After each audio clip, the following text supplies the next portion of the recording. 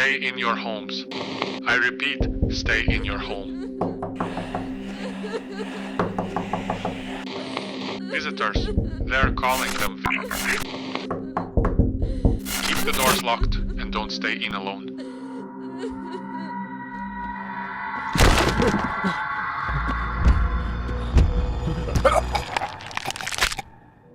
The world outside your door is no longer safe.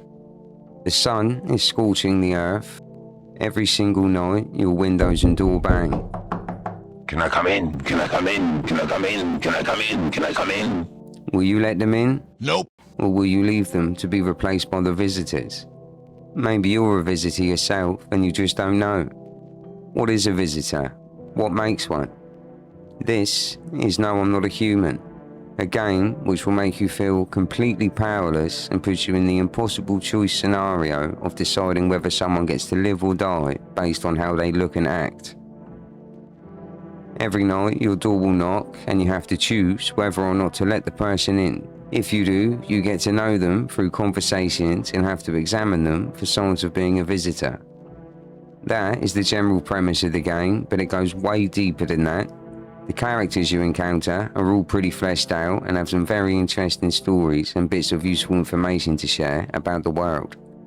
There's 71 you can encounter in total, including guests, visitors, and specific pairs, such as these sisters and couple. Hello there. Because of this, the chances of having two playthroughs the same is very unlikely and gives the game a ton of replayability. The people you'll encounter each playthrough get randomised with who's a human and who's a visitor, but there are a select few who are always guaranteed to be a visitor or a human. But what makes a visitor and what are they? News reports on the TV and radio tell us signs to look out for each day, and these are perfect white teeth, dirty nails, red eyes, hairless armpits, skin irritation, photo auras, and gunky ears. These are all things we tend to judge each other on in real life, which I thought was a really interesting concept to use, is taking everyday judgments and turning them into a life and death scenario, which I think really works and makes the game stand out. So to what a visitor is though, no one really knows for sure. Are they aliens? The Walking Dead? All we know is they come from underground looking like people. They prey on people who are on their own. There's some which are smarter than others, retaining most of the memories of the person they replaced, and there seems to be some chain of command with them, as we find out through the Pale Man, who says there's worse things than him and he's just following orders. The Pale Man is by far your biggest threat in the game. He stalks the streets at night and he's guaranteed every few nights to knock our door. If he ever knocks and we're alone, Breakfast! Each day you have a set amount of energy which is used every time you examine someone. There's ways you can increase the total amount, like drinking coffee, and you can refill the amount by smoking a cigarette or drinking an energy drink. Talking with people doesn't use up any, and it's a good way to learn more about the characters. It's a good system, done well, and as the game goes on and you have more guests with you, energy management becomes a nightmare. So you're probably thinking, okay, well if it becomes a nightmare having loads of people in, then I'll just only let a few in. Oh wow, my friend, let me introduce you to FEMA. Shortened for Federal Emergency Management Agency, FEMA is the game's way of screwing you, man. Like the Pale Man, every few nights they'll tap your door and they'll demand you hand over one or two of the guests staying with you for testing. They're a newly funded government organisation here to apparently deal with the visitor threat. They're mysterious, no one really knows where they came from, and there's rumours that circulate around them saying they themselves are visitors, and they use the testing as an excuse to take people away and replace them. The fact they wear bright yellow hazmat suits and gas masks also gives this rumour more fuel to the fire, as we can't identify them. And with all that out the way, let's jump into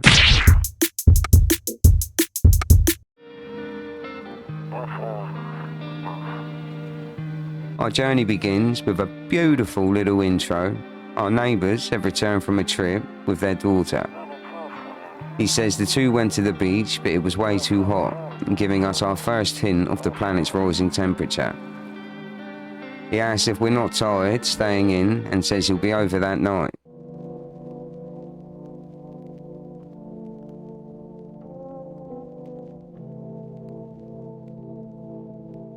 Hey neighbour, long time no see. How's life? Same as it ever was, so let me level with you. I came over for a reason. I've been getting a little bit worried about you.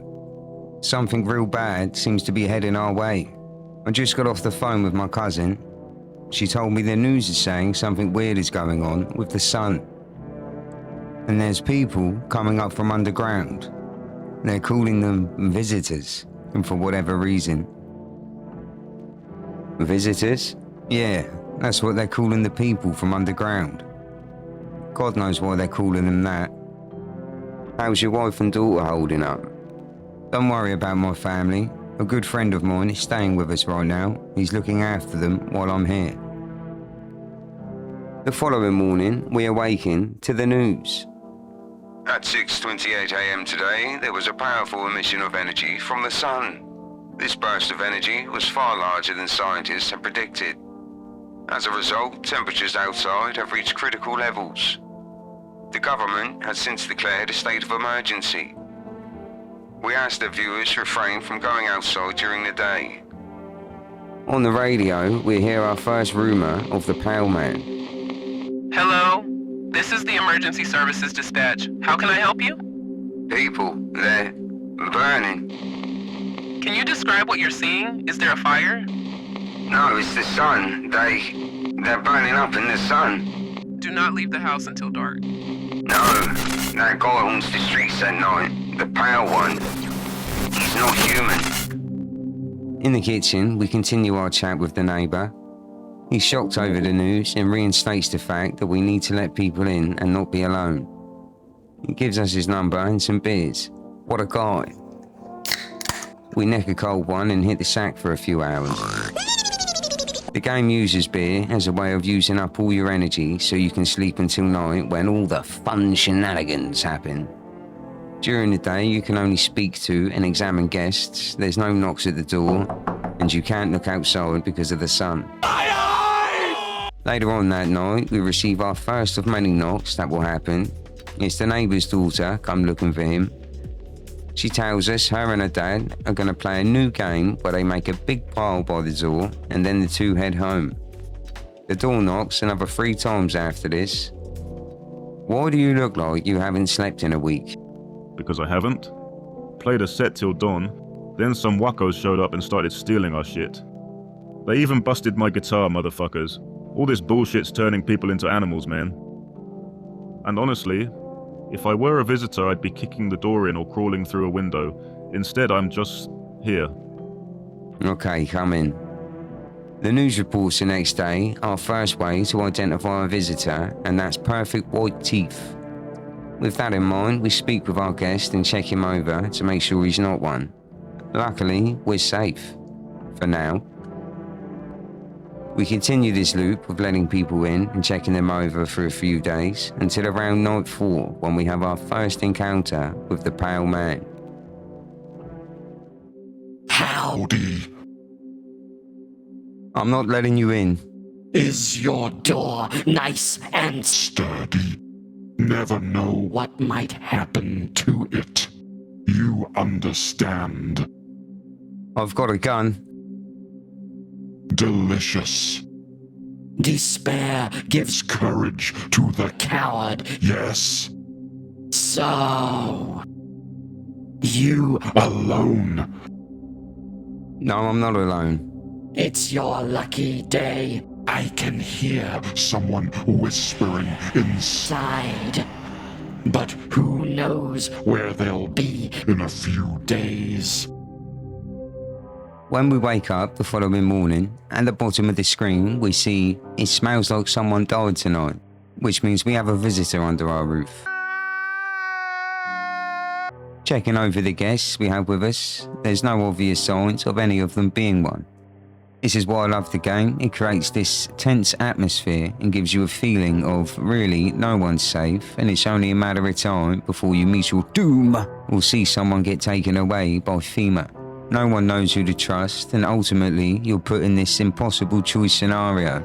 Do you give someone to FEMA who might be monsters, or risk the pale man who was 100% a monster snapping your neck?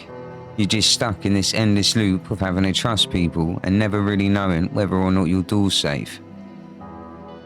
As the days and nights go on, more reports flood in, the temperature keeps rising, forest fires keep happening, people are dying, and chaos erupts as rumours start to circulate around FEMA, how they might have caused everything to happen. The pale man keeps knocking, and visitors are everywhere. The game tries to make you survive 14 days and 14 nights. When and if you do, you're greeted to a variety of endings, ranging from good and bad to special, including the Child of Doom, Mushroom, and FEMA endings. The game requires careful decision making from you and will take you at least 20 hours to experience everything it has. Personally, I've gone through the game 4 times now, and I'm still seeing and finding out new things every time. The world is honestly so dope, man, and I highly recommend it to anyone. The most common theories over the visitors are that they're vampires, which could be explained because they hunt at night and ask for permission to come inside. A brain parasite may have caused them. This could explain the red bulgy eyes and gunky ears. It's also worth mentioning that some visitors have bugs crawl out of their ears, which is just fucking gross. Or maybe it was the sun's temperature rising which made them come up from underground where they've always been. Maybe FEMA did some sort of experiment before all this and it caused the sun to start getting hotter, creating the perfect environment for them.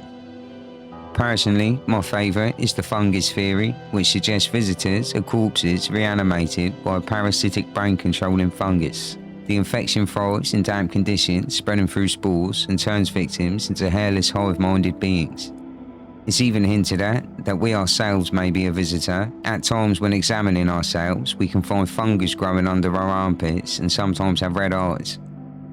The game never makes it clear whether or not you are human or a visitor. It tries to mess with you and make you doubt even yourself, man. It's genius and it works excellently. Just over a week into the outbreak, on night 8, we have our first encounter with this madman. He bangs our door at first, asking questions about the neighbourhood and whether we have seen any visitors. This is the first encounter you have with him, and any time you see him after this, he will demand you prove you're not a visitor, and if he thinks you are, or you're lying, he shoots you. Which causes one of the endings to happen, where both of them are either side of the door, they shoot, but the player wins, but then he goes on a mad killing spree himself. Beautiful stuff, man. After 14 long, hot and paranoia-filled days, we begin our last night. By now, we stopped letting people in and the temperatures outside are changing to be more suitable for the visitors. With no hope left, we board up the windows, and then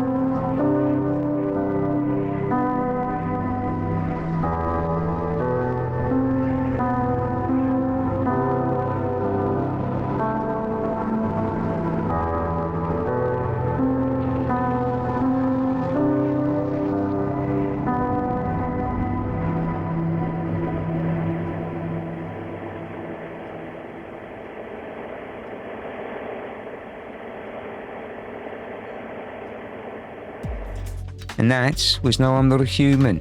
Truly an awesome game indeed. One I really enjoyed covering for you guys, man.